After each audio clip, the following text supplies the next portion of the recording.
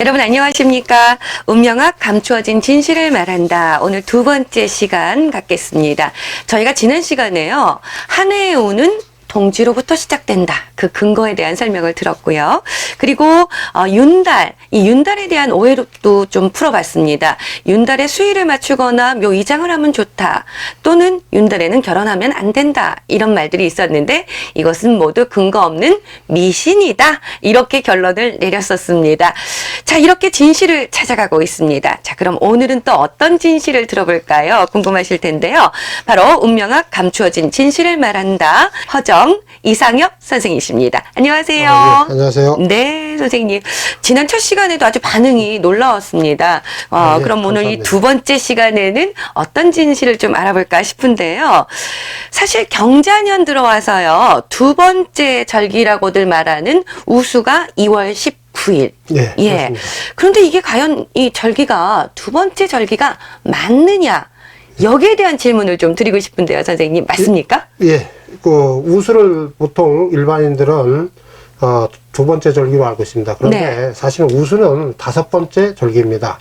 이제 왜 그러냐면은 여곤이 동지이기 때문에, 그러니까 여곤이라는 것은 이제 달력을 만드는 기점이고 그 기점이 동지이기 때문에 동지부터 이제 시작하면은 소환, 대안, 입춘, 네. 다음에 우수 이렇게 돼서 이제 다섯 번째 절기가 됩니다.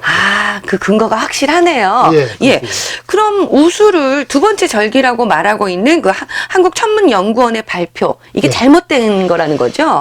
어디에서 발표했든 간에요. 네. 우수를 두 번째라고 하는 것은 잘못된 것입니다. 그거는 왜 그러냐면은 역사적인 근거도 없고 천문학적인 근거가 첫째 없습니다. 그러니까 이제 일반인들은 보통 1월에 입춘이 든다고 해서 음력 1월에 입춘이 든다고 해서 1월 절기 첫 번째 절기라고 하는데요. 근데 사실은 음력 1월에보다 입춘은 12월에 더 많이 듭니다. 그리고 이제 달력을 만들 때, 절기를 그러니까 배열할 때 입춘을 기준으로 만든 달력은 지금까지 없습니다. 예. 입춘을 근거로 만들어진 달력은 지금까지 없습니다. 아주 명확하게 말씀을 해주셨습니다. 예. 그러면 왜 그동안 이런 오류가 생겨왔는지. 이제 정확하게 뭐 이거다 저거다 단정하기는 어렵습니다. 그런데 유추해 볼 수 있는 것은 이제 사주 명리학을 하시는 분들이 입춘으로 사주팔자를 정하면서 이게 1년의 시작이다. 이래서 첫 번째로 이제 절기다. 첫 번째 절기다. 이렇게 생각하시는 분이 있을 거고요. 또 다른 분들은 이제 음력 1월 달에 입춘이 든다고 해서 1월로 알고 있는 걸로 저는 생각하고 있습니다. 그렇군요. 그러니까 지난 시간 얘기와 또 연관이 되네요. 모든 것이 동지에서 시작된다. 이런 예. 근거가 맞다 예, 이거죠. 그렇습니다. 입춘을 기준으로 이제 24절기를 배열한 적은 지금 삼국시대부터 지금까지 없습니다. 모든 달력이 동양에서 발행된 달력은 동지를 기점으로 잡았습니다. 네. 그리고 이제 그 동짓날을 기점으로 잡고 갑자년, 갑자월, 갑자일, 갑자시를 정한 것입니다. 그래서 이 동지를 기준으로 보면은 60갑자에서 얘기하는 갑자년, 갑자월, 갑자일, 갑자시가 다시 들어옵니다. 그런데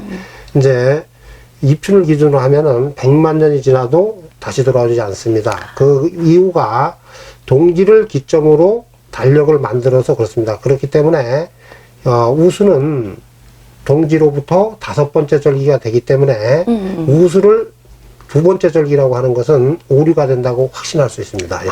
예, 확신할 수 있습니다. 예. 그럼 입춘도 음력 1월 절기가 아니라는 건가요? 입춘은 그러니까 이제 그걸 자세히 제가 설명드리겠습니다. 그러니까 입춘이 1월 1일이 되는 것은요, 19년에 한 번, 1월 1일 날 입춘이 듭니다. 그리고, 그것도 물론 이제 매번 19년마다 1월 1일 날 드는 게 아니고, 1월 1일에 들 때도 있고, 1월 2일에도 들 때가 있습니다. 그리고, 이제, 19년을 역법에서는 일장이라고 합니다. 그러니까 한 단위, 달력을 만드는 그 한 단위로 보는데, 그 일장 속에는 9번은 음력 1월 달에 입춘이 들고, 또 이제 10번은 음력 12월 달에 입춘이 듭니다. 그리고 이제 입춘이 두 번 드는 해, 음력 12달 동안 내에 두 번 드는 해가 7번이 있고요. 또 아예 입춘이 들지 않는 망춘년이 7번이 있습니다. 그래서 입춘이 두 번 드는 쌍춘년이 7번이 있게 됩니다. 네, 그렇군요. 음력이 아예 들지 않는 망춘년도 있네요. 네, 그렇습니다. 예. 저희가 예전에 그냥 지나가는 말로 들으면은요, 어르신들이 쌍춘년에는 결혼하면 좋다, 뭐 이런 네. 얘기도 있었거든요. 예, 근데 이제 사실은 그런 게 봄을 상징하는 절기가 두 번 있다고 해서 그런 말들을 많이 했습니다. 근데 네. 사실은 이 운명학과 또 음력하고는 전혀 관계가 없습니다. 그러니까 운명학에서는 24절기를 기준으로 연월일치를 정하고요. 음력에서는 달을 기준으로 합니다. 그래서 태양의 운동을 계산하는 24절기와는 관련이 없고, 예, 그래서 운명학과 이 음력은 관련이 없는 것입니다. 예. 그렇군요.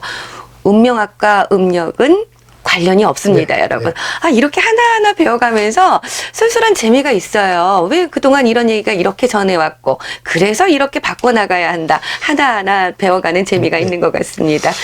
예, 이제 입춘이 1월절기가 될 수 없다라는 것과 네. 우수가 2월절기가 될 수 없다는 사실은요. 2015년부터 2033년까지의 달력, 그 19년 동안에 있는 절기를 확인해 보시면 누구나 알 수 있습니다. 네. 여기 이 기간에 보면요, 음력 1월에는 좀 전에 말씀드린 대로 19번 들어있고요. 네. 그 다음에 이제 음력 12월에는 10번이 되고요.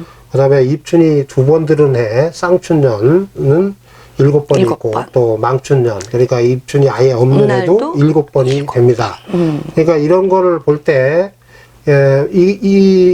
이제 음력 1월에 들지 않는 입춘을 1월절기라고 할 수 있는 근거가 없지 않습니까? 네, 그러니까 네. 입춘을 1월절기라고 할 수 있는 학술적 근거는 없습니다. 예, 그건 제가 확신을 합니다. 그리고 옛날에 이제 문헌에 보면요, 모든 천문 역사에 나와 있는 내용인데요.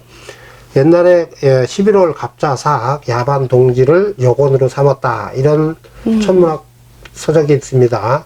그 내용이 부정되지 않는다면은 입춘은 첫 번째 절기가 될 수 없고 우수 또한 두 번째 절기가 될 수 없는 것입니다. 그렇군요.